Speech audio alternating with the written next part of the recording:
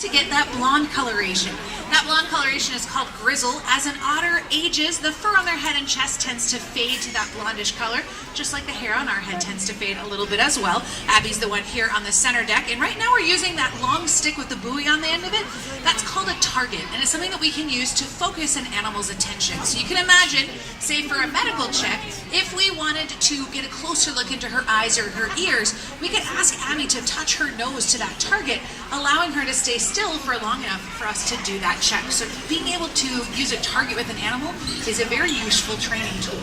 Last but certainly not least, all the way over on your left-hand side is the blondest otter that we have on exhibit. That is going to be Gidget. So as you're trying to identify, Gidget's going to be the blondest, Selka over here on the right is going to be the smallest, and when you've got those two, you'll be able to figure out Abby. The type of training that you see today is called positive reinforcement training. We are asking the animals for behaviors, and we're doing that both verbally and with a hand signal. So you can watch out for those hand signals through the windows there. The otters always have the choice whether they want to do that behavior or not. For example, Abby was just asked to target again. She did a great job with that behavior, and she was just positively reinforced with food.